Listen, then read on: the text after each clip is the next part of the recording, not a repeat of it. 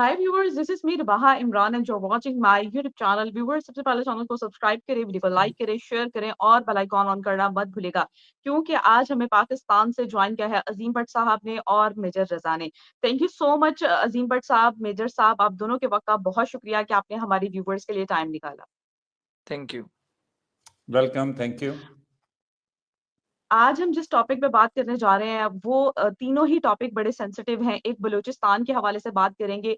बलूचिस्तान में train hijack के बाद हम देखते हैं कि मस्जिद में भी जनूबी वजीरिस्तान की मस्जिद में भी अटैक हुआ और जेयूआई के लीडर को भी मार दिया गया, यानी कि उनको निशाना बनाया गया। उसके बाद नोशकी में भी हम देखते हैं कि अटैक हुआ। सारी चीजें डिस्कस करेंगे और उसके साथ साथ हाफिज सईद को भी निशाना बनाया गया, उनको भी सुनने में ये आ रहा है उन पर अटैक हुआ और उसके साथ साथ उनकी टीम को भी गन से शूट किया गया। अबू कतल को जो है वो निशाना बनाया गया। सारी चीजें डिस्कस करेंगे। तो आगाज हम मेजर साहब से करते हैं। मेजर साहब क्या कहना चाहेंगे? अबू कतल को जिस तरह गोली लगी है और उसके बाद हाफिज सईद को भी निशाना बनाया गया और इंडियन मीडिया जो है इसका जिम्मा ले रहा है कि हम जो है हमने ये सब करवाया है। कुछ टीवी चैनल्स जो है वो ये बता रहे हैं। क्या कहना चाहेंगे कि अब वो हमारे इंटरनल चीजों में भी उनकी इन्वॉल्वमेंट आ गई है और वो क्या इंडिया में बैठकर पाकिस्तान में ऑपरेट कर रहे हैं? इसके पीछे आपके क्या समझते हैं, क्या बैकग्राउंड है, क्या कहना चाहेंगे?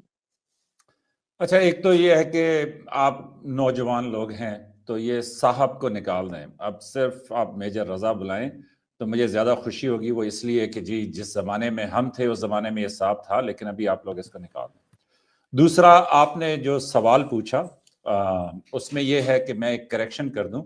मैंने जो थोड़ा बहुत मीडिया से पढ़ा है उसके मुताबिक हाफिज सईद पे अटैक नहीं हुआ, लेकिन ये है कि उनसे एसोसिएटेड एक साहब हैं कि जिनका नाम अबू किताल है और ये उनका लकब है या उनका निकनेम है या जो भी आप इसको कह लें। वैसे उनका नाम जो है वो या नईम है या नदीम है। सिंध से उनका ताल्लुक है। उनके ऊपर जेलम में एक अटैक हुआ जिसमें मेरे ख्याल में कि जी वो जो है उनकी डेथ होगी। लेकिन इसके साथ नोशकी में अटैक का आपने जिक्र किया, इसके साथ आपने जाफराबाद की जो जाफर एक्सप्रेस थी कि जो ढाडर के मकाम पे बोलान में उसके ऊपर अटैक हुआ, उसका आपने जिक्र किया। तीनों अफसोसनाक हैं। फिर आपने साथ ये भी बात की कि इसमें इंडियन इन्वॉल्वमेंट और उसके बाद कि इंडिया कब से ऑपरेट कर रहा है। जब से पाकिस्तान बना है 1947 में, बांग्लादेश पाकिस्तान बने, तब से इंडिया जो है वो यहाँ पे ऑपरेट कर रहा है और उसके बाद उनकी देखा देखी जो है हम भी जाहिर है कि जी अपने मामलात को, अपने इलाके को देखते हैं। अब आपने बात की कि जी ये अटैक्स तो अफसोसनाक सूरत हाल और इसके ऊपर सिक्योरिटी फोर्सेस के लिए बहुत बड़ा चैलेंज, हुकूमत पाकिस्तान के लिए बहुत बड़ा चैलेंज और पाकिस्तान के अवाम इसके ऊपर यकीनन तशवीश में मुब्तला है कि भाई इस तरह पे दर पे अटैक्स क्यों हो रहे हैं। तो सिर्फ ऑडियंस को समझाने के लिए मैं बता दूं, अव्वल तो ये है कि पाकिस्तान एक ऐसी जगह के ऊपर वाक़ है कि ये नहीं है कि ये आज की बात है।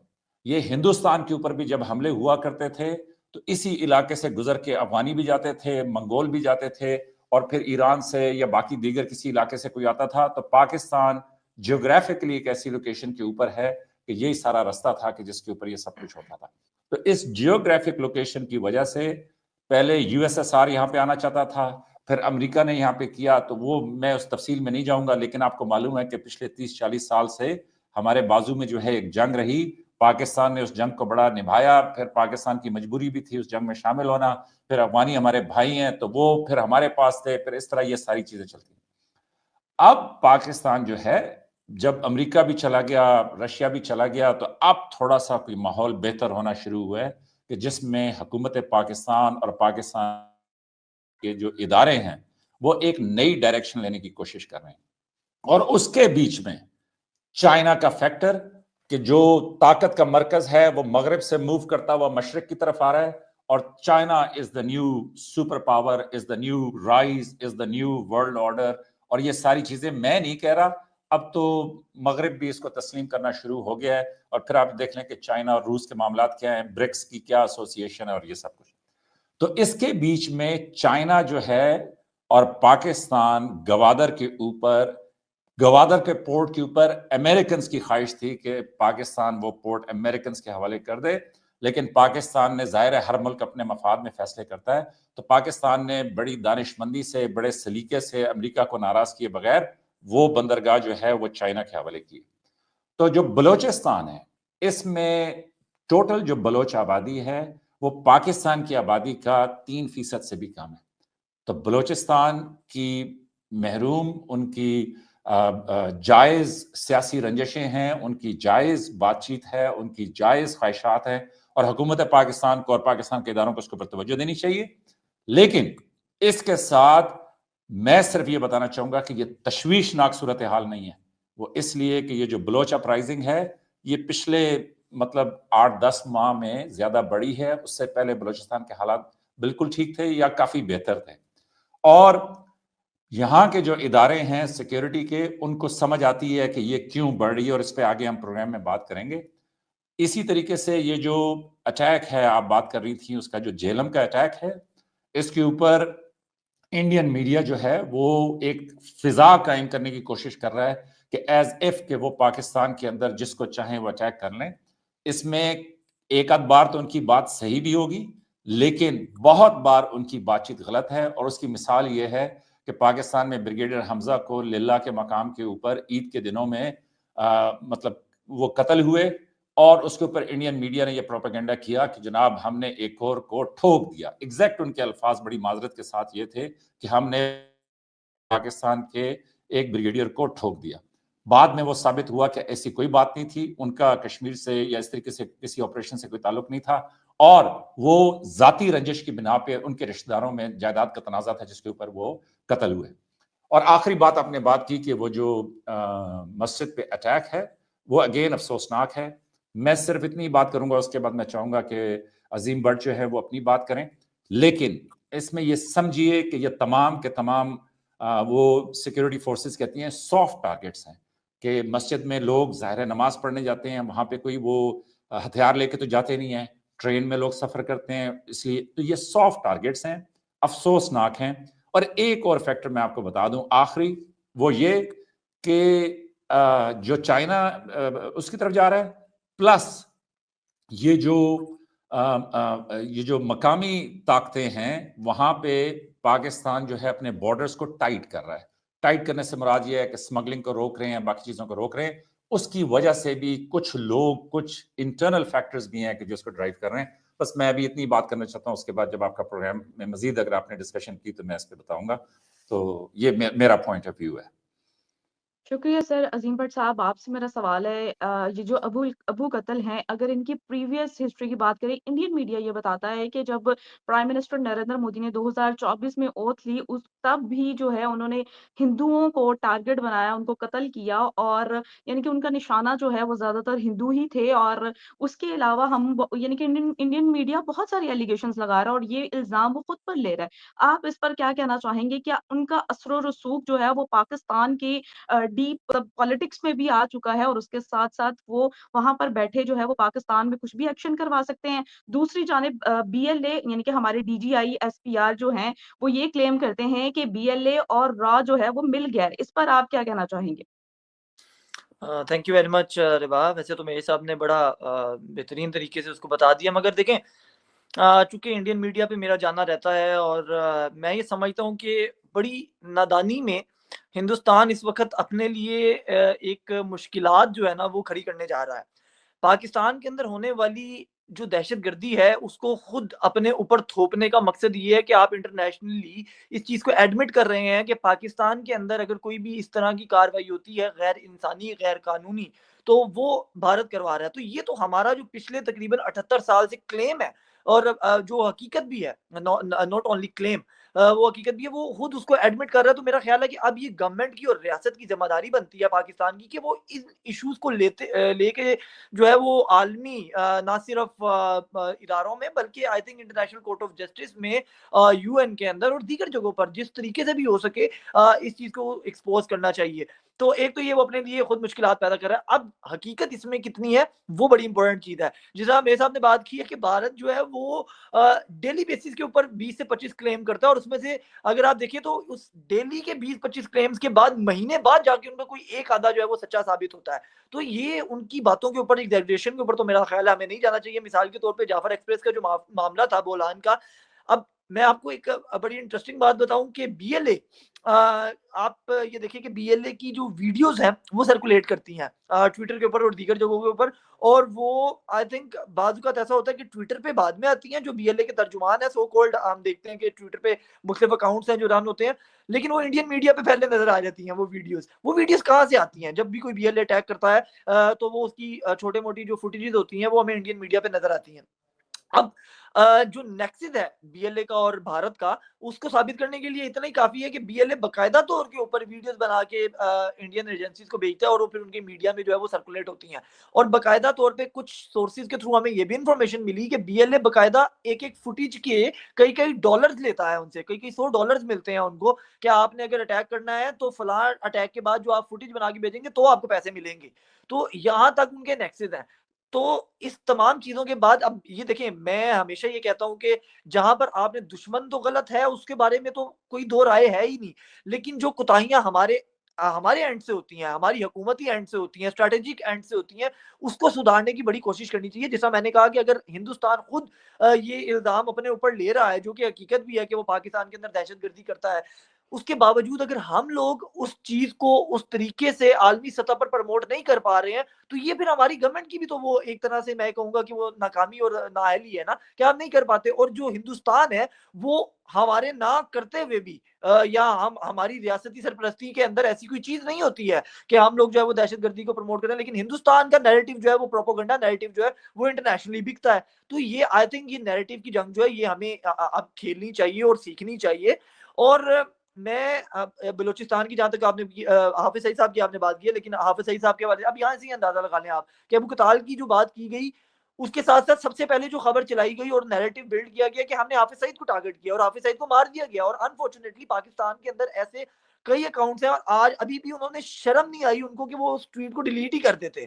انہوں نے وہ ٹویٹ ڈیلیٹ نہیں کی ہے, وہ جو صبح انہوں نے کی کہ حافظ سعید مارے جا چکے ہیں پاکستانی اکاؤنٹ نے, اور میں نام نہیں لوں گا چلیں اب کیونکہ وہ ایک پولیٹیکل پارٹی سے بھی تعلق رکھتے ہیں. ایسے لوگ موجود ہیں جو پاکستان کی پولیٹیکل پارٹی سے تعلق رکھتے ہیں, پاکستان کے نیشنل میڈیا پر بیٹھتے ہیں, ان کی ٹویٹ آپ اس رائٹ ٹائم اس وقت 11:21 ہو رہے ہیں اور اب تک ان کی ٹویٹ ٹویٹر کے اوپر موجود ہے جو انہوں نے صبح کی کہ ہماری اطلاع کے مطابق حافظ سعید کو مار دیا گیا ہے اور وہ ہلاک کر چکے ہیں. تو اب یہاں سے آپ اندازہ لگائیں کہ بھارت کا نیریٹو اگر ہمارے یہاں پر بیٹھے ہوئے لوگ پرومپٹ کر رہے ہیں اور اس کو پھیلا رہے ہیں, تو ویئر از لائک ہماری اسٹریٹجی کہاں ہے؟ پیکا کے اندر میرے جیسا بندہ اٹھایا گیا تھا 2019 کے اندر, خان صاحب تھے اور انہوں نے کہا جی پولیٹیکل آپ نے جو ہے وہ بات نہیں کرنی. تو بات یہ کہ پیکا کو اتنا سخت کر کے کیا فائدہ اگر آپ اس کے اوپر امپلیمنٹیشن نہیں کر پا رہے ہیں, اور آپ صرف ان لوگوں کو اٹھا رہے ہیں جو شاید پولیٹیکل نیریٹو سے یا پولیٹیکل جو ہے وہ اختلاف کرتے ہیں. تو ایسی میں آپ کو بتا رہا ہوں کہ ٹویٹ ابھی بھی موجود ہے. تو وہ چیز جو ہندوستان کی تھی وہ جو ایگزیجریٹ کی گئی کہ حافظ سعید کو نشانہ بنایا گیا, وہ تو غلط ثابت ہوگی. جناب میرے صاحب نے بھی بتایا کہ ان کو تو کوئی نقصان نہیں پہنچا. ابو کتال کو مارا گیا, ٹھیک ہے وہ مارا گیا, وہ اس کے پیچھے انکوائری ہوگی کہ آیا وہ ڈائریکٹلی ہٹ کیا گیا یا یہاں پر بھاڑے کے جو کرائے کے جو قاتل ہیں ان کے تھرو کروایا گیا, کس طریقے سے کیا گیا, وہ آنے والے چند دنوں میں اس کی انکوائری بھی سامنے آ جائے گی. تو بات یہ کہ ہندوستانی میڈیا, اب یہاں سے اندازہ لگائیں نا ربا کہ پاکستان کے اندر 50+ چینلز ہیں, نیوز چینلز, اس سے بھی کئی زیادہ ہیں, میں جو ہائی لائٹڈ چینلز ہیں میں ان کی بات کر رہا ہوں, مین اسٹریم. آپ نے کبھی دیکھا ہے کہ 2 ہفتے 3 ہفتے 2 مہینے 1 سال کبھی بھی بھارت کی انٹرنل معاملات کو لے کے ہمارے چینلز نے کبھی ڈسکشن کی ہو کہ جی بھارت کے اندر اب یہ ہو گیا تو اب ہم بھارتی اینالسٹ کو بلاتے ہیں اور یا بھارتی صحافیوں کو بلاتے ہیں اور ڈسکشن کرتے ہیں؟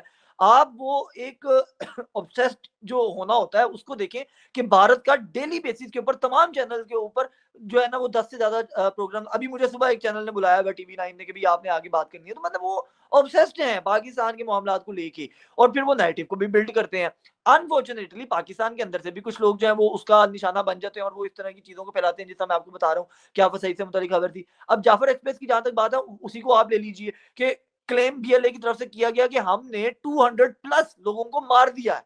ٹھیک ہے, شہید کر دیا ہے. اور اس کے اندر انہوں نے کہا کہ جو ہے وہ درجنوں کی تعداد کے اندر انہوں نے ہمارے سیکورٹی فورسز کے لوگوں کا بھی کہا کہ ان کو جو ہے وہ ہم نے شہید کیا. لیکن اینڈ ریزلٹ کیا نکلا؟ اینڈ ریزلٹ نکلا کہ ٹوٹل 16 لوگ تھے, جن کے اندر سے سیکورٹی کے جو ہمارے فورسز کے جو جوان تھے وہ آئی تھنک وہ 8 کے قریب تھے, جو ڈی جی ایس پیار نے بتایا if I'm not wrong, اور جو شہید ہوئے, اور وہ بھی آپریشن سے پہلے ہوئے, اور ان نہتے لوگوں کو مارا گیا. تو مطلب آپ ان انقلابیوں کی جو سو کولڈ انقلابی ہیں ان کے آپ انقلاب کا لیول دیکھیں کہ وہ نہتے لوگوں کو ٹارگٹ کرتے ہیں, ٹھیک ہے, اور اس طرح ان کی ہمت نہیں ہے. جیسے ہی ہمارے جو ایس ایس جی کے کمانڈوز تھے اور جو ہماری فورسز تھی, جب وہ مسلح ہو کے جب وہ اسلحہ لے کے اور اپنے ایکشن کی طرف گئی تو ایک کو بھی وہ نشانہ نہ بنا سکے. تو وہ ایگزیجریشن کا لیول آپ دیکھیں. ابھی اس وقت بھی جو نوشکی کے اندر جو اٹیک ہوا اس کے اوپر صبح سے جو ہے وہ بی ایل اے کے اکاؤنٹس کے تھرو بھی اور بھارت کے تھرو بھی یہ کہا جا رہا ہے کہ 40+ فوجیوں کو جو ہے وہ شہید کیا گیا ان کی طرف سے. تو برے الفاظ بولے جاتے ہیں کہ 90 چلے 90 کر لیتے ہیں. آئی تھنک میں نے ابھی ریسنٹلی دیکھا تو وہ بھی شاید 40 پہ آگے ہوئے ہیں, صبح انہوں نے 90 کہا ہوگا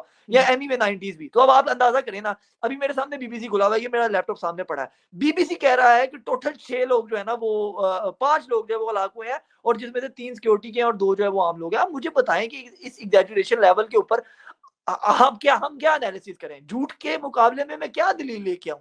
ایک بندہ 90 لوگوں کے مرنے کی جو ہے وہ بات کر رہا ہے, اور ٹوٹل انٹرنیشنل میڈیا جو ہے وہ 5 کی بات کر رہا ہے, جس کے اندر سے 3 سیکورٹی اہلکار ہیں اور باقی 2 جو ہے وہ عام لوگ ہیں. اسی طریقے سے جو جعفر ایکسپریس کا معاملہ تھا, وہاں پر جو D G I S P R نے کانفرنس کی, اس کے اندر صرف پاکستانی صحافی موجود نہیں تھے, عالمی میڈیا کو بھی انوائٹ کیا گیا تھا, اور وہ سوال بڑا وائرل بھی ہوا جو بی بی سی کی ایک خاتون نے کیا. پھر وہ جعفر ایکسپریس کے اس مقام کے اوپر لے کے جا کے ان کو وزٹ بھی کروایا گیا صحافیوں کو. تو میرا خیال ہے کہ بھارت کے جو جھوٹ ہے اس کو ہمیں اتنا ایگزیجریٹ نہیں کرنا چاہیے. البتہ میں جو اینڈ تھوڑا سا بات کروں گا, میری بات لمبی ہوگی, جو میرے صاحب نے بات کی تھی کہ بلوچستان کے اندر کچھ چیزیں جو ہیں وہ ان کی محرومیاں جائز بھی ہیں, تو بڑی ادب و احترام سے میں یہ کہوں گا کہ یہ ہم کب دور کریں گے؟ کب تک ہم صرف یہی کہتے رہیں گے ہاں ان کی محرومیت تو ہے لیکن یہ غلط ہے؟ وہ تو غلط کر رہے ہیں, وہ تو ہم نے بھی کہا کہ بی ایل اے ایک دہشت گرد تنظیم ہے اور ان کے اقدام غلط ہے, لیکن ان محرومیوں کو دور کب کریں گے؟ کیا ٹاک شوز میں بیٹھ کے صرف ایک لائن بول کے ہم لوگ نکل جائیں گے؟ میں اپنی بھی بات کروں گا, ہم بھی یہی کرتے ہیں, اور ہماری ریاستیں بھی پچھلے کئی سالوں سے, جب سے میں مطلب پچھلے 20 سال سے تو ہم بھی دیکھتے آ رہے ہیں کہ ہم صرف یہ بات کر کے نکل جاتے ہیں کہ ان کی محرومیاں, ان محرومیوں کو دور کون کرے گا اور کیسے کریں گے؟ اب مثال کے طور پہ میں ایک چھوٹا سا فیکٹ آپ کو بتا دیتا ہوں کہ اس وقت بلوچستان کے اندر ٹوٹل آبادی کے 70%, ٹوٹل آبادی کا 70% انڈر 30 ہے, ٹھیک ہے. ان کی جو بلوچستان کی آبادی ہے ان کے اندر 30 کی ایج سے نیچے کے لوگ 60% سے اوپر ہیں.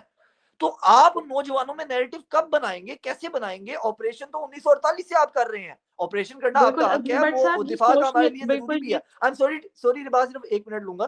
وہ ہماری فورسز کا حق بھی ہے, اور وہ ہمیں بچانے کے لیے ضروری بھی ہے کہ آپ انٹیلیجنس بیس آپریشن کرتے ہیں, آف کورس ہونا بھی چاہیے بی ایل اے کے دہشت گردوں کے خلاف. لیکن وہ نیریٹو کی جنگ کیسے کریں گے آپ؟ مثال کے طور پہ مہرنگ بلوچ کو انہوں نے ایک سافٹ امیج کے طور پہ اتارا, آج وہاں کے لوگ اگر اس کی بات پہ یقین کر رہے ہیں تو ہمارا کاؤنٹر نیریٹو کیا ہے؟ اسٹیٹ کاؤنٹر نیریٹو کب لے کے آئے گی, اور وہ کس طریقے سے آپ انجیکٹ کریں گے؟ تو میرا خیال ہے کہ اس کے اوپر ضرور سوچنا چاہیے. میجر صاحب میرا آپ سے سوال ہے, کیا یہ ہمارے انٹیلیجنس کا فیلئر ہو چکا ہے کہ جو جس طرح کے بلوچستان میں اٹیک ہو رہے ہیں, نوشکی کی اگر ہم بات کریں تو 3 ایف سی کے پرسنل شہید ہوئے, ٹھیک ہے, اور یہ ہماری جو فورسز کے جو آپریشن پر کیا اثر ڈال سکتے ہیں اس طرح کے اٹیکس جو بلوچستان میں ہو رہے ہیں؟ کیا کہیں گے آپ؟ اور ہمارے D G I S P R نے بھی کہا ہے کہ را اور جو بی ایل اے ہے وہ مل گئی ہے, اس پر آپ کیا کہیں گے؟ چلیں, آپ لوگوں نے 3 سوال کر دیے, اور مجھے عظیم کی باتیں سن کے بڑا اچھا لگا, اور بڑے جذبے سے اور سچے دل سے اور درد سے وہ بات کر رہا تھا. تو میں پہلے آپ کے سوال کا جواب دیتا ہوں, اور اس کے بعد میں اپنی سمجھ کے مطابق عظیم کے سوال کا جواب دوں گا. تو پہلے آپ نے کہا کہ کیا یہ انٹیلیجنس فیلئر ہے؟ آپ اپنے اداروں پہ مکمل اعتبار رکھیں. پلوامہ میں جب اٹیک ہوا تھا, مجھے وہ آپ کے چینل پہ جو انڈین دوست ہیں وہ بار بار یہی شکایت کر رہے ہیں کہ میجر صاحب ابھی نندن کا ذکر جو ہے وہ کیوں اتنی بار کرتے ہیں. تو میں صرف انٹیلیجنس کے اوپر بات کرتا ہوں. تو الحمدللہ ہماری ایسی انٹیلیجنس تھی کہ ہم سب کچھ دیکھ رہے تھے کہ پلوامہ میں کیا ڈرامہ ہوا, اس کے بعد انڈیا نے کس طریقے سے بالا کوٹ کے اوپر میزائل پھینکے. اور دیکھیں, میں پھر بتا رہا ہوں کہ انہوں نے سویلین علاقے کے اوپر میزائل پھینکے, اور کچھ درخت اور ایک کوے کو, میں نہیں کہہ رہا, एयर मार्शल कराचा जिन्होंने डीब्रीफ किया था, उन्होंने कहा एक कौवा जो है उसमें मारा गया, उस बेचारे की किस्मत खराब थी। और उसके बाद अगले ही दिन हमने आपकी फिजाइया ने जब अटैक किया तो उससे आपको इंटेलिजेंस एजेंसीज का और हमारी इंटेलिजेंस के ऊपर एतबार होना चाहिए। हाँ, अब सवाल ये पैदा होता है कि जी ये क्यों? तो इसमें यह है कि इतना बड़ा मुल्क है, जहां पे उन्होंने अटैक किया था बलूचिस्तान में, उस सारे ट्रैक की मुकम्मल, देखें वो ट्रैक 1600 किलोमीटर के ऊपर है, तो वहां पे किसी भी बेयाबान जगह के ऊपर मैं भी 1 किलो बारूद ले जाऊं तो मैं भी अच्छा खासा हंगामा खड़ा कर सकता हूं। तो इसलिए बहुत बुरा है, लेकिन तशवीशनाक सूरत हाल नहीं है। नंबर 2, आपने कहा कि जी DGISPR ने कहा कि BLA और रॉ जो हैं वो मिल गए हैं। बड़े अदब के साथ, आप तो आर्टिफिशियल इंटेलिजेंस की दुनिया में रहते हैं, हम तो फिर भी पुराने किताबों से पहले देखते थे, और ज्यादा से ज्यादा जो है हम ये एक्सप्लोरर के ऊपर या गूगल के ऊपर थोड़ा बहुत रिसर्च कर लेते हैं। AI में प्लीज टाइप करें कि मुसल्लह जदोजहदें कितनी कामयाब हुई, उनका तनासुब क्या है, उसके लिए फैक्टर्स क्या है, तो आपको पता चलेगा कि 20% दुनिया की तारीख में कामयाब हुई। उनमें भी यह था कि कम से कम बाहर का स्पॉन्सर हो, उसके बाद आपकी एक साइजेबल मेजॉरिटी हो, उसके बाद मकामी आबादी से आपको, तो बलूचिस्तान पाकिस्तान, मैंने आपको पहले बताया था कि बलूचिस्तान की आबादी पाकिस्तान की आबादी का कुल 3% है, बलूचिस्तान का रकबा 44% है। तो बड़ा मुश्किल है कि 3% जो हैं वो 44% पाकिस्तान को संभाल पाएंगे, वो भी तब अगर वो 100% वो हों। और इसके बाद मैं इस बात पे आता हूं कि आप जो बात कह रही है, तो बैरूनी स्पॉन्सर पे बात करते हैं। तो अभी 3 साल पहले यूक्रेन की और रूस की जंग शुरू हुई थी, उसमें अभी अमेरिका के सदर ने कहा है, यूरोप वालों ने कहा है, एक अंदाजे के मुताबिक क्लियरली $500 बिलियन उन्होंने दिए, और उसके बावजूद आप ये देख लें कि जदीद तरीन असला अमेरिका का, जदीद तरीन असला यूरोप का, उसके बावजूद आप देख लें कि आज यूक्रेन में 12 लाख से ज्यादा उनके नौजवान जो हैं वो हलाक हो चुके हैं, उनका आधे से ज्यादा मुल्क जा चुका है। और उसके बाद ये भी देखें कि अब उनका सदर जो है पूरी दुनिया में जो फिर रहा है, आप मुझसे बेहतर जानती हैं कि वो किन हालात में है और कौन सी मजबूरियों का सामना कर रहे हैं। तो वहां पे तो बैरूनी स्पॉन्सर वो थे कि जो $500 बिलियन दे सकते थे। बड़ी माजरत के साथ, BLA का जो स्पॉन्सर है, इसको मेरे बुजुर्ग जो हैं वो बनिया कहते थे, और मैं उसको टटपुंजिया कहता हूं। तो टटपुंजिया की स्पॉन्सरशिप के ऊपर BLA क्या कर लेगी? तो इसलिए ये जरूर है कि जब वो कह रहे हैं अजीम भट्ट साहब के 70% बलोची जो है वो नौजवान है, तो जो नौजवान होते हैं वो पूरी दुनिया को बदलने का ख्वाब देखते हैं। जो नौजवान होते हैं उनको अपने आप पे इतना यकीन होता है कि वो कहते हैं कि मैं सितारों को जमीन पे ले आऊंगा। तो इसलिए, लेकिन उसी के साथ उनके जहन जो हैं उतने ही फर्टाइल होते हैं, मतलब उनको उनको जिधर चाहें आप मोड़ सकते हैं। तो मेरी अपनी जाती नजर में हो ये रहा है कि आप BLA की या बलूचिस्तान की महरूमी का ये राग, और मैं इसका जवाब दूंगा कि बलूचिस्तान की महरूमी कब तक, तो उसका राग अलाप के आप किसी को बुला लें अपनी मीटिंग में, वहां पे उसकी तस्वीर बना लें, उसके बाद उससे कहें कि अब तुम हमारे साथ चलोगे, नहीं तो हम खुद सिक्योरिटी फोर्सेस को दे देंगे। और दूसरी सिक्योरिटी फोर्सेस इतनी उस टाइम पे प्रेशर में सब कुछ होती हैं कि उनको कोई थोड़ी सी भी एविडेंस मिले तो वो रिएक्शन मोड के अंदर जरूरत से ज्यादा भी एक्शन ले सकती हैं। तो उस डर से ये बच्चे जो हैं, जिस तरह वो माफिया होता है या मंशियात या ये जो कारोबार करते हैं, जिस तरह वो लोगों, आप कहेंगे क्यों मंशियात की दुनिया में बंदा चला जाता है, तो इसी तरह वो सारे करते हैं ना। और जो हमारी इंडियन ऑडियंस है उसको तो आप ये बताएं कि जी बॉलीवुड की फिल्में मुझसे ज्यादा आप बनाते हैं, तो उसमें तो आपने सारा देखा हुआ है क्या भाई। तो आप बात करते हैं कि बलूचिस्तान की महरूमियों के ऊपर, तो देखें मैं आपको एक बात बताऊं, जहां पे भी कोई भी माइनॉरिटी होगी, चाहे वो इंडिया के मुसलमान हों, इंडिया के सिख हों, या पाकिस्तान में जिस तरह बलूचिस्तान हो, तो वहां पे माइनॉरिटी हमेशा ये समझेगी कि जो अक्सरियत है वो उनके साथ ज्यादती करिए। पहली बात तो ये एक एक एक एक यूनिफॉर्म फिनोमेना है, ठीक। अच्छा, दूसरा ये है कि बलोच जो हैं वो शुरू से सरदारी निजाम के अंदर थे। आप बलोचिस्तान असेंबली के अंदर देख लें, नवाब सरदार, नवाब सरदार, नवाब सरदार। फिर आप नंबर 2 पे ये देखें कि बलोचिस्तान के वो जो एक मिसाल देते हैं, और ये इंडियंस भी उसको उछालते हैं, वो ये कि जी वो कलात की जो है ना एक वो थी रियासत, और वो जो है वो हिंदुस्तान के साथ शामिल होना चाहती थी। तो फिर जो है ना, पहले सॉरी हिंदुस्तान के साथ शामिल नहीं होना चाहती थी, वो आजाद रहना चाहते थे। اور اس کے بعد انگریز نے ان سے کہا کہ جی آپ آزاد نہیں ہو سکتے، اور پھر وہ مجبوراً پاکستان کے اندر شامل ہو گئے. قائد اعظم نے ان کے ساتھ وعدے کیے، بعد میں وہ غلط. بھائی دیکھیں بات سیدھی سی ہے، بلوچستان پاکستان کی کمر ہے.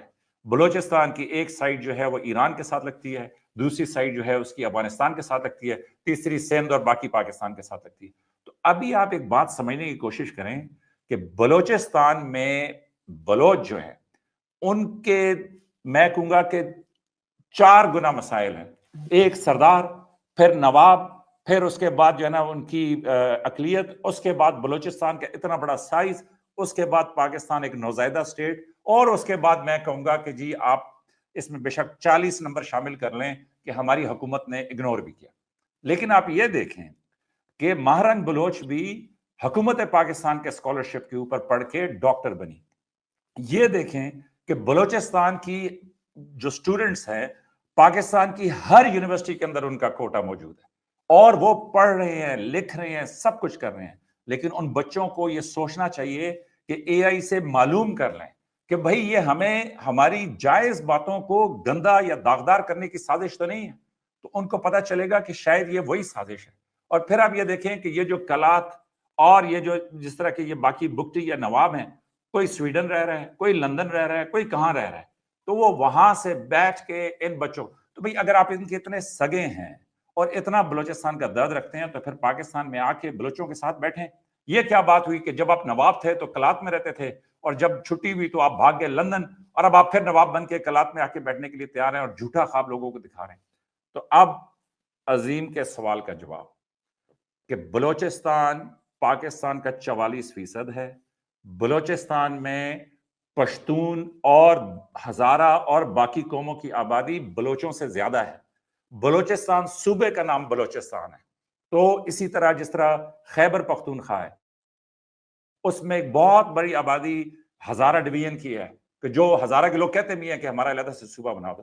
تو میں یہ کہنا چاہوں گا کہ جب اتنا بڑا سائز ہو، اتنی مطلب پاکستان کو آپ دیکھ لیں کہ ہمارے بارڈر پہ ہر ٹائم پہ کوئی جنگ ہی رہی ہے، یا ہم اپنے آپ کو بچانے کے چکر میں تھے، یا ہم اپنے بازو میں اس چکر میں تھے کہ یار ادھر کچھ نہ ہو جائے، اور پھر ہمارے ایک طرح. تو اب جا کے وہ وقت آیا ہے کہ چائنا جیسی سپر پاور جو ہے وہ انٹر ہو رہی ہے گوادر کے اندر. وہ سی پیک کا ایک راؤٹ کریٹ کر رہے ہیں کہ جس کو چائنا اپنا سیکنڈ آپشن کے طور پہ دیکھ رہا ہے. اب بلوچستان میں ترقی کا وقت آیا ہے، اور اسی ترقی کے وقت آنے کے اوپر یہ جو درندے ہیں کہ جو ہمیشہ سے اس کوشش میں رہے ہیں کہ کسی نہ کسی طریقے سے لوگوں کو اکسائیں، تو میں یہ کہوں گا کہ بلوچ کو سوچنا چاہیے. آرٹیفیشل انٹیلیجنس تک، ہاں یہ جو عظیم نے بات کی کہ حکومت نیریٹو اپنا جواب میں کب لے گی، یس نیریٹو کے اوپر، اور یہی نیریٹو ہم بنا رہے ہیں نا. باقی عظیم نے یہ بات کی کہ جی انڈین میڈیا، بھائی انڈین ہم سے آبادی میں 4-5 گنا زیادہ ہیں، تو وہ 50 سینکڑوں اتنے بولیں گے. لیکن حقیقت یہ ہے کہ اس سب کے باوجود 2023 میں تو انڈیا پہ الزام لگاؤں تو سمجھ آتی ہے نا کہ جی میرا انڈیا کے ساتھ اناد ہے، انڈیا مجھ پہ الزام لگائے وہ تو سمجھ آتی ہے نا کہ جی اس کا ہم پہ اناد ہے. لیکن آج تو بنگلہ دیش بھی کہہ رہے ہیں نا کہ جی انڈیا ہمارے معاملات میں دخل دینا بند کرے. اور دیکھیں انڈیا کس طرح کے سٹیٹمنٹس دے رہے ہیں. وہ یہ سٹیٹمنٹس دے رہے ہیں کہ بنگلہ دیش کی آرمی کے اندر بغاوت ہو جائے گی اور ہم نے بچائی ہے. دوسری طرف دسمبر میں انڈیا کے اندر جو بنگلہ دیش کی ایمبیسی تھی اس کے اوپر آپ خود اٹیک کرواتے ہیں، ان کے جھنڈے جو ہیں پاؤں تلے رونتے ہیں. چلیں بنگلہ دیش کو بھی نکال دیں، یہ سب بھی علاقائی تھے. ستمبر 2023 میں کینیڈا کے پرائم منسٹر کہتا ہے کہ انڈیا نے خالصتان موومنٹ کے جو نجار صاحب ہیں ان کو کینیڈا کی سرزمین کے اوپر قتل کیا ہے اور یہ دہشت گردی ہے. اس کے بعد نومبر میں ڈپارٹمنٹ آف جسٹس امریکہ کا کہتا ہے کہ جی آپ خبردار امریکہ کے اندر اپنے کسی خالصتان کے اس کو جو ہے قتل کرنے کی کوشش کی. دسمبر میں جرمنی انڈیا کے سفارتکار کو جرمنی سے نکال دیتے ہیں اس لیے کہ بھائی آپ جو ہے یہاں پہ خالصتان موومنٹ اور خالصتان کے لوگوں کو دھمکا رہے ہیں، ڈرا رہے ہیں. انڈیا یہ پالیسی کہ جی جا کے دوسرے کی سرزمین کے اوپر جو ہمارے مخالف لوگ ہیں یا ان کے کہنے کے مطابق وانٹڈ لوگ ہیں ان کو قتل کر دو، یہ ہندتوا راج ہے کہ جس کے خلاف پاکستان اپنی آواز اٹھاتا ہے. یہ 2014 سے شروع ہوا ہے. بی جے پی حکومت کا یہ خاصہ ہے. آپ جعفر آباد کی ٹرین کی بات کرتے ہیں, پلیز اس پروگرام کے بعد گوگل کر لیجئے گا. 2020 میں جعفر آباد نیو دلی میں ایک جگہ ہے, سٹیزن شپ ایکٹ انہوں نے بنایا تھا, جس میں انہوں نے کہا تھا کہ جی کوئی بدھسٹ ہو, کوئی بھی ہو سوائے مسلمان کے, اس کو ہم نیشنلٹی دینے کے لیے تیار ہیں. اس کے خلاف جو مقامی وہاں کے ہندوستان کے مسلمان تھے وہ ایک سڑک پہ بیٹھ کے احتجاج کر رہے تھے, تو وہاں کے مقامی بی جے پی کے غنڈے نے یہ کہا کہ جناب پولیس اس کو کلیئر کرائے ورنہ ہم خود کلیئر کر لیں گے. اور اس کے بعد انہوں نے لوگوں کے گھروں میں گھس کر, مسلمان گھروں میں گھس کر انہوں نے وہاں پہ لوگوں کو قتل کیا, ان کے بچوں کو قتل کیا, اور 300-400 مطلب زخمی تو چھوڑے کتنے ہوئے, انہوں نے پورے علاقے کو بھون کے رکھ دیا. مجھے رباحہ آپ بتائیں, بلوچستان کی جتنی بھی محرومی ہو, روز پچھلے 10 مہینے کے اندر روز وہ ایک بس روکتے ہیں, کہتے ہیں پنجابی اترو, گولی مارتے ہیں.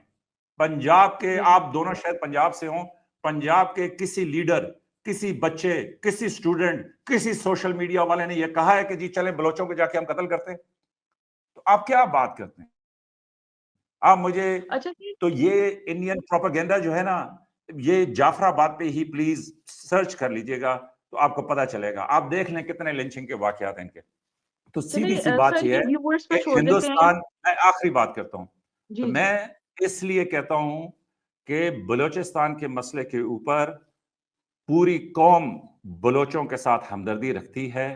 بی ایل اے یہ جو کاروائیاں کر رہا ہے, یہ اسی محبت کو, اسی احساس کو, اسی بات کو ختم کرنے کی, داغدار کرنے کی, گندا کرنے کی سازش ہے.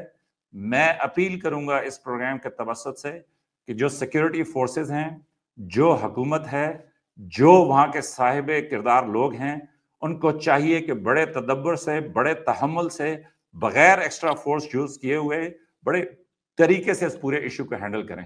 اور آخری بات, کوئٹہ ٹی اینڈ کیفے, آپ مجھ سے بہتر جانتی ہیں, آپ نوجوان لوگ رات کو وہاں پہ بیٹھ کے افطاریاں اور سیریاں اور وہاں پہ جو ہے نا کافی دیر بیٹھتے ہیں, میں ادھر سے گزرتے ہوئے دیکھتا ہوں.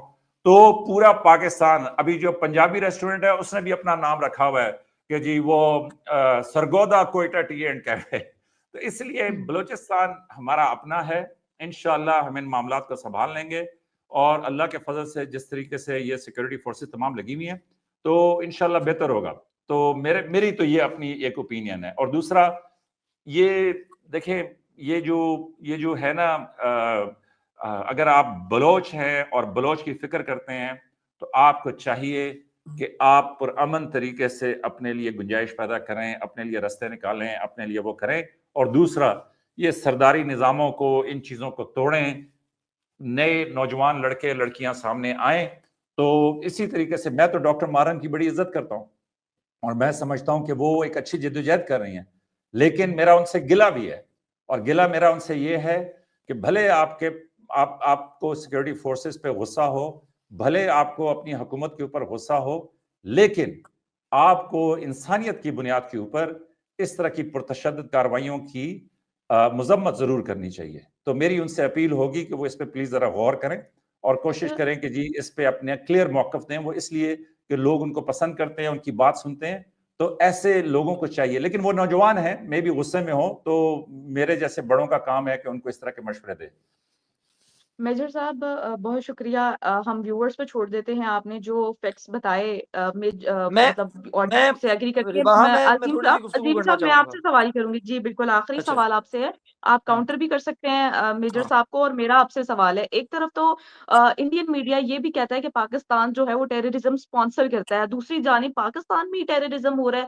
اور ہمارے D G I S P R نے بھی کہا کہ بی ایل اے اور را جو ہے آپس میں مل گئی ہے, یہ بھی ایلیگیشن لگایا جاتا ہے. تو نوشکی میں جو ہوا, جو ہمارے ایف سی کے پرسنل جو 3 شہید ہوئے ہیں, اس کے بعد کیا یہ ہماری انٹیلیجنس کا فیلئر نہیں ہے؟ کیا اثر ڈال رہی ہے یہ ہمارے انٹیلیجنس پر, ان کے آپریشنز پر؟ آخری سوال ہے, پلیز اس کو وائنڈ اپ کریے گا.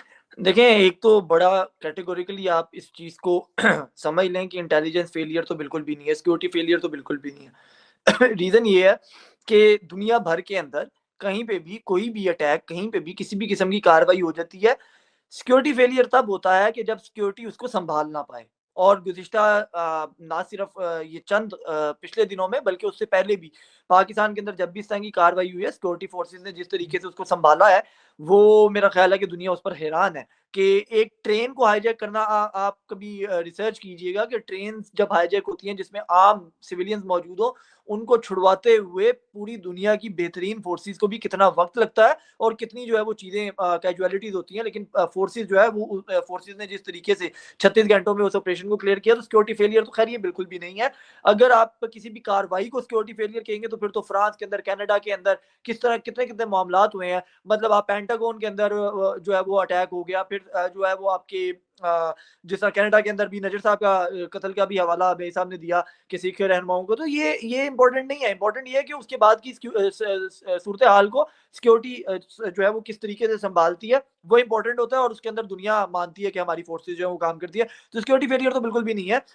دیکھیں، جو میں کاؤنٹر کرنا چاہتا تھا نا وہ یہ تھا، جو آپ نے بھی سوال کیا کہ بھارت کا دنیا بھر کے اندر پروپوگنڈا جو وہ پھیلاتا ہے، اور وہ اس میں کامیاب ہے انفارچونیٹلی، کہ ہم ٹیررزم کو سپلائی کرتے ہیں پاکستان، اور ٹیررزم کا شکار بھی ہم ہی ہیں، ٹھیک ہے، اور بھارت اوپنلی اس کو مان بھی رہا ہے کہ وہ میں کر رہا ہوں، جس طرح حافظ سعید والے معاملے پہ ہوا، ابو کتال والے معاملے۔ میرا تو شروع میں ہی آرگیومنٹ یہ تھا کہ بھائی اگر بھارت جو ہے وہ اس چیز کو اوپنلی مان رہا ہے تو ہماری اسٹیٹ، ہماری گورنمنٹ، ہمارے ادارے، ہماری فورن آفس کیا کر رہا ہے کہ اگر وہ اس سب کے باوجود بھی عالمی سطح کے اوپر، مطلب ایک تو دہشت گردی سے مرے بھی ہم، شہید بھی ہم ہوں، اس سے سروائیو بھی ہم کریں، اور ایف اے ٹی ایف کی تلوار بھی ہم پہ لٹکے، ٹھیک ہے، تو فیلئر کس کا ہے؟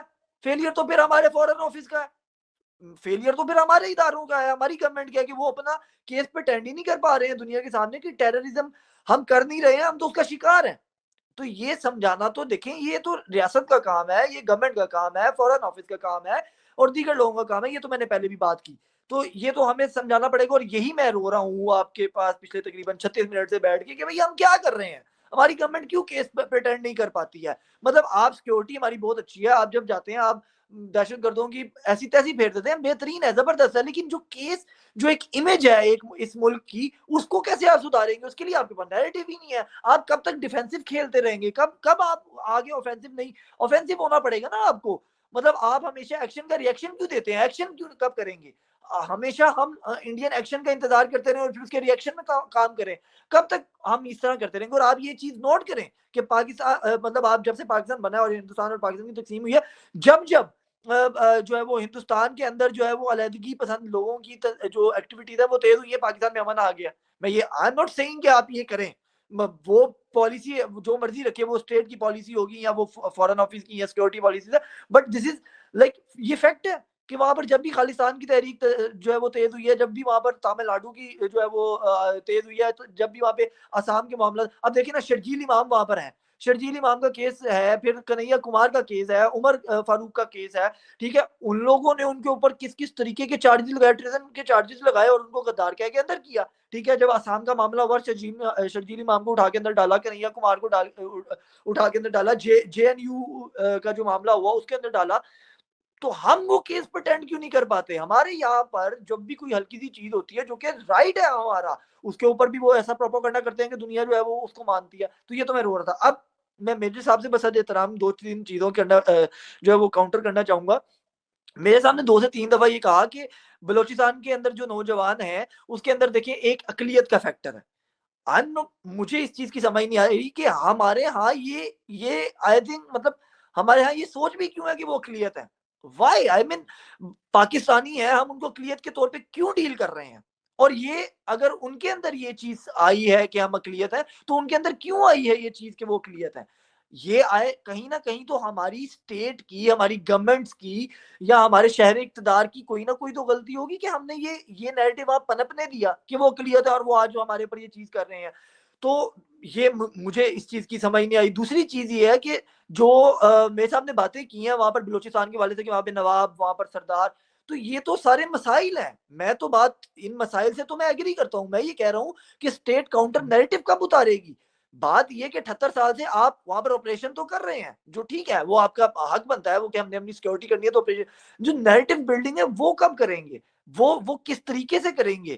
آپ نے کہا دیکھیں نا یہ کتنی اچھی بات ہے، مطلب میں یہ پریٹینڈ نہیں کر پایا تھا، میجر صاحب نے بڑی اچھے سے بتایا کہ مہرنگ جو ہے وہ حکومتی کوٹے کے اوپر پڑھ کے ڈاکٹر بنی ہے اور آج اسی اسٹیٹ کے خلاف جو ہے وہ بات کرتی ہیں، ٹھیک ہے. اور اسی طریقے سے انہوں نے بتایا کہ سردار جو ہے وہ باہر بیٹھے ہوئے ہیں اور جو ہر یونیورسٹی میں بلوچ اسٹوڈنٹ جو ہیں وہ کوٹے میں پڑھ رہے ہیں. لیکن اس سب کے باوجود آخر کیا وجہ ہے کہ ان کے دماغ میں یہ ہے کہ ہم نے اس پاکستان کے خلاف بات کرنی ہے، اسٹیٹ کے خلاف بات کرنی ہے؟ اس نیریٹو کو کاؤنٹر کیسے کیا جائے گا؟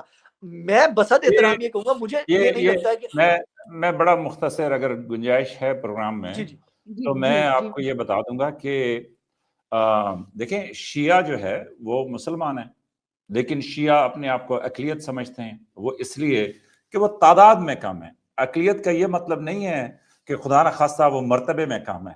اللہ کا شکر ہے کہ ہماری سوسائٹی میں کوئی دالت نہیں ہے، کوئی شودر نہیں ہے، کوئی یہ مطلب اس طرح کی ہماری طبقاتی وہ نہیں ہے. لیکن دوسری طرف میرا اقلیت سے مراد یہ تھا کہ وہ تعداد میں اپنے آپ کو کم سمجھتے ہیں. اسی طرح کراچی میں یہ جو مہاجر ہیں وہ اپنے آپ کو اقلیت سمجھتے ہیں، وہ کہتے ہیں جی ساری جاب سندھ کے پاس ہیں. تو یہ ہیلدی کمپٹیشن ہے کہ جس میں سندھی کوشش کرتا ہے وہ آگے بڑھے، جس میں پختون کوشش کرتا ہے کہ وہ آگے بڑھے، اور اس طریقے سے. تو دیکھیں جو اقلیت صاحب یہ تو آپ کی بات اپنی جگہ درست ہے، لیکن باقی تینوں صوبوں کے اندر جو اقلیتیں ہیں، جو جس اقلیت کی طرف آپ اشارہ کر رہے ہیں، جیسے شیعہ برادری کی طرف آپ اشارہ کر رہے ہیں یا مہاجروں کی طرف اشارہ کر رہے ہیں، مہاجروں کی بھی اگر ہم تاریخ کی بات دیکھیں تو الطاف حسین نے مہاجر کا نعرہ ضرور لگایا تھا اور اس کے بعد انہوں نے بہت زیادہ معاملات کو بھی کیا، لیکن وہ کبھی اس طریقے کے اینٹی اسٹیٹ عوامل کے طور کے اوپر مسلح ہو کے سامنے نہیں آئے ہیں جس طریقے سے بلوچستان کے لوگ آ رہے ہیں. تو شیعہ کمیونٹی تو باقی تین صوبوں میں بھی پائی جاتی ہے، یا ہزارہ کمیونٹی یا بلوچ کمیونٹی یا مہاجر کمیونٹی، وہ اسٹیٹ کے اگینسٹ اسلحہ اٹھا کے سیکورٹی فورسز کے قتل عام میں تو ملوث نہیں ہوئے. تو بلوچستان کے اندر یہ جو چیز پنپ رہی ہے وہ بڑی ایک خطرناک ہے. دوسرا مہرنگ کی آپ نے بات کی تھی، of course I also respect Hare, but the problem is کہ میں بھی یہی بات کر رہا تھا کہ مہرنگ کو اگر میں نے جیسا پہلے بھی یہ کہا تھا کہ مہرنگ کو اگر for the sake of argument ہم اس نیریٹو کو مان بھی لیں کہ Mahrang is a face of is a soft face of B L A, تو ایٹ لیسٹ وہ سافٹ فیس کے طور پہ اگر سامنے ہے اور عوام اس کے ساتھ ہے، تو آیا کیوں ہماری اسٹیٹ، ہمارے ادارے، ہماری گورنمنٹ، ہماری باقی چیزیں جو ہیں وہ اس کو اس لائے زون میں کیوں نہیں لے کے آتے، اس کے ساتھ اس طریقے سے مذاکرات یا بات چیت یا نیگوسیشن کیوں نہیں کرتے کہ اگر اس کے 50 مطالبات میں سے 40 غلط بھی ہیں تو جو 10 ٹھیک ہیں اس کو مان کے کہیں نہ کہیں ان کو ٹھنڈا کیا جائے کہ اگر آپ کی بلوچستان کی آبادی کا 10%، 20%، 25% اس کی بات مانتا ہے تو ہم کیوں اس کو اس طریقے سے اس قومی دھارے میں نہیں لے کے آتے. مثال میں آپ کو دے دیتا ہوں کہ پچھلے دنوں جب کے پی کے اندر جرگے کا معاملہ ہوا اور سیکورٹی کا معاملہ ہوا تو ہماری اسٹیٹ کو ضرورت محسوس ہوئی کہ وہ اس جرگے کے اندر منظور پشتین کو بلائے، اور منظور پشتین گورنر اور وزیر اعلیٰ کے ساتھ کھڑا ہوا آ کے، اور کیونکہ آپ سمجھتے تھے کہ منظور پشتین کی بات بھی جو ہے وہ ایک بہت بڑا حصہ مانتا ہے تو آپ کو لانا پڑا. تو مہرنگ یہ بلوچ کو بھی اسی طریقے سے میں ابھی آپ کی بات کا مختصر سا جواب دیتا ہوں. میرا خیال میں کہ آلریڈی رباحہ چاہ رہی ہیں کہ وہ پروگرام کو ختم کریں. تو ایک چیز ذرا تھوڑی سی تاریخی پرسپیکٹو میں سنیے گا. جب برطانیہ یا برٹش ایسٹ انڈیا کمپنی جو ہے وہ ہندوستان میں آئی تو کئی دہائیاں مسلمانوں نے انگلش تعلیم کا بائیکاٹ کیا، اور بٹ صاحب اس کی وجہ سے یہ ہوا کہ مسلمان صرف کھدائی پہ، لیبر، موچی، اس طرح کے کاموں پہ رہ گئے، اور جو ہندو آبادی تھی وہ انگریزی تعلیم اور انگریز سرکار کے ساتھ، جو نئی سرکار آئی تھی اس کے ساتھ تعلقات بنا کر 20-30 لاکھ انڈینز ایسے تیار ہو گئے کہ جو سارے کے سارے نئی تعلیم سے آشنا تھے، اور انہوں نے ہندوستان پورے کو سنبھالنا شروع کر دیا. وہ اس لیے کہ چاہے کوئی باہر سے ہے، کدھر سے ہے، اس کو مقامی آبادی کی ضرورت پڑتی ہے. تو حکومت پاکستان بھی جب بلوچستان جائے گی تو اس کو وہاں کی مقامی آبادی کی ضرورت ہوگی. چائنا بھی جب جائے گا تو اس کو مقامی آبادی کی ضرورت ہوگی. تو ہندو سوسائٹی نے اس کو ایمبریس کیا، وہ ترقی کی طرف چلنا شروع ہو گئے. تو پھر سر سید احمد خان اٹھے، وہ خود بہت بڑے مولوی تھے، ان کی داڑھی دیکھیں، ان کا سارا کچھ دیکھیں، اور انہوں نے کہا کہ بھائی یہ بے وقوفی ہے کہ ہم یہ تعلیم حاصل نہ کریں، اور پھر علی گڑھ یونیورسٹی اور وہ سارا کچھ آپ نے دیکھا ہے. تو میں آپ سے یہ عرض کرنا چاہتا ہوں کہ اگلے دن کسی نے اپنے پروگرام میں کہا، اور یہ انڈین تھے اور خیر سے وہ بھی ریٹائرڈ فوجی ہیں، تو انہوں نے یہ کہا کہ یہ جو بلوچستان کا مسئلہ ہے یہ اصل میں پنجاب کی اکڑ ہے.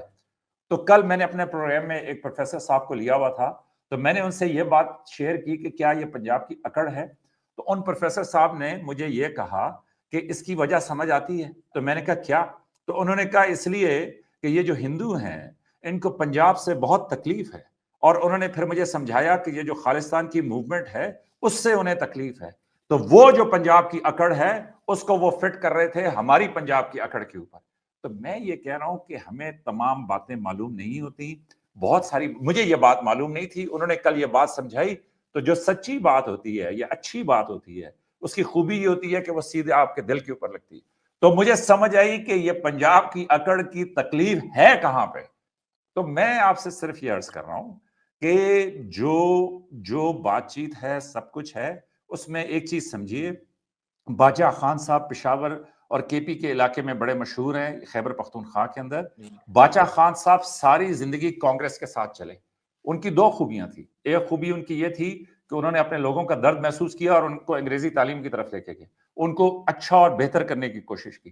دوسرا، وہ نظریاتی طور پہ کانگریس کے ساتھ تھے، لیکن جب ہندوستان کی تقسیم ہوئی تو مطلب یہ جو انڈین لیڈرشپ تھی یا اس ٹائم پہ جو ہندو لیڈرشپ تھی، اس کو کلیئر سمجھ آ گیا انگریزوں سے کہ کے پی ہندوستان یا بھارت کا حصہ نہیں بن سکتا، تو انہوں نے آخری 11 دن کے اندر کے پی کو ڈراپ کیا، اور باچا خان کو وہ خیبر پختونخوا کا گاندھی کہتے تھے، مطلب اتنی ان کو وہ دیتے تھے سپورٹ، اور اتنی ان کی وفاداری کو اور ان کی ایسوسیشن کو مانتے تھے۔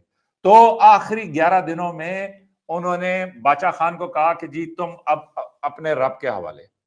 تو باچا خان نے اس ٹائم پہ ایک ڈائلاگ مارا کہ جو آج تک وہاں پہ لکھا جاتا ہے، ایون یہ جو انڈیا کے کرنٹ پرائم منسٹر ہیں نریندر مودی صاحب، انہوں نے بھی کہا تھا کہ مجھے یہ اعزاز حاصل ہے کہ میں نے باچا خان کے چرن چھوئے ہوئے ہیں، کہ اتنی آپ سمجھ لیں کہ اتنی رسپیکٹ اس بندے کی تھی۔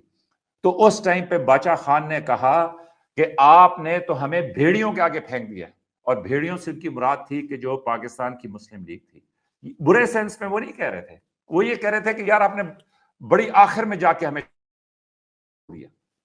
تو میں آپ سے یہ کہنا چاہتا ہوں کہ حقیقت کی دنیا میں جب فیصلے ہوتے ہیں تو اس ٹائم پہ انڈین پروپیگنڈے کو بھی لوگ اس لیے لے لیتے ہیں کہ انہوں نے انڈیا میں 1.5 ارب آبادی کو اپنا سودا، اپنا سامان بیچنا ہے، اور اس ٹائم پہ آنکھیں بند، کان بند، اور گورا آپ کو پتا ہے کہ وہ تو بالکل اس کے اوپر جاتا ہے۔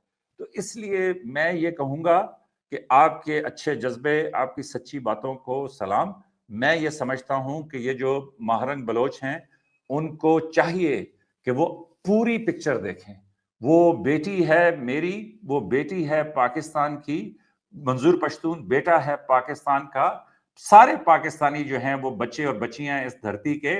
اور اگر میں آخر میں بات کو تھوڑا بڑا کر سکوں تو میں یہ بھی کہوں گا کہ انڈیا پاکستان کی عوام کو بھی سوچنا چاہیے کہ بھائی اسی محلے میں ہم نے رہنا ہے، تو ادھر گڑبڑ ہوگی تو اس کے اثر ادھر ہوں گے، ادھر گڑبڑ ہوگی تو اس کے اثر ادھر ہوں گے۔ تو ٹھیک ہے، ایک ہیلدی ڈیبیٹ، بحث مباحثہ جاری رکھیں، لیکن اس کے ساتھ یہ سمجھنے کی کوشش کریں کہ اس دھرتی کا، ان تمام علاقوں کا مستقبل جو ہے وہ آپ جیسے نوجوانوں سے وابستہ ہے۔ تو بحث کریں، پوچھیں سوال، سارا کچھ کریں، لیکن میری اپنی ذاتی نظر کے اندر بی ایل اے جو ہے یہ قطعاً بلوچستان کاز کے ہمدردی میں نہیں ہے، یہ ان کو داغدار کرنے کی ایک سازش ہے۔ اور شکر اللہ کیا کریں کہ آپ کے ایسی بہادر افواج ہیں کہ جو سینے پہ یہ گولیاں کھا رہے ہیں، ایسے شاندار لوگ ہیں، ایسی شاندار مائیں ہیں کہ جو شہیدوں کو مطلب دیکھیں نا، وہ پروپیگنڈا کر رہے تھے کہ جی اتنے 200 شہید ہوئے، اور مطلب جو ہے نا وہ تابوت ہے، تابوت سے کیا ثابت کرتے ہو یار؟ پاکستان آرمی کی سٹینڈنگ ایس او پی ہے کہ شہید کی میت کو لے کے وہاں کا کور کمانڈر یا جی او سی خود اس کی وردی، اس کے سارے سمیت ان کے گھر پہنچاتا ہے۔ تو آپ کیا سمجھتے ہیں کہ یہاں پہ وہ نہیں پہنچائیں گے؟ تو اس لیے آپ چھوڑیں ان پروپیگنڈوں کو، خواہ مخواہ اس کے پر ہم اتنا ٹائم ضائع کرتے ہیں۔ لیکن میری اپنی نظر میں یہ ہے کہ یہ جو مسائل ہیں ان کے اوپر یہ گفتگو اچھی ہے۔ میں ربا کا اور آپ دونوں کا شکریہ ادا کرتا ہوں میجر کہ صاحب آپ نے بہت تحمل شکریہ، سے عظیم میری بٹ صاحب آپ کا بھی وہ کیا شکریہ۔ اس کو کہتے ہیں مشکل باتیں سنی۔ ہاں، بہت شکریہ آپ دونوں کے وقت کا۔ ویورز چینل کو سبسکرائب کریں، اپنی قیمتی رائے کا اظہار نیچے دیے گئے کمنٹ سیکشن میں ضرور کیجیے گا۔ اور ایک چیز میں مینشن شروع میں ہی کرنا چاہتی تھی لیکن میرے ذہن سے نکل گئی، اور وہ یہ ہے کہ میجر صاحب کے چینل کو بھی فالو کیجیے گا، عظیم بٹ صاحب کے بھی چینل کو فالو کیجیے گا۔ اس کا جو لنک ہے وہ نیچے ڈسکرپشن میں پیسٹ کر دوں گی۔ تو نیکسٹ پروگرام تک کے لیے ہمیں دیں اجازت۔ Thank you so much.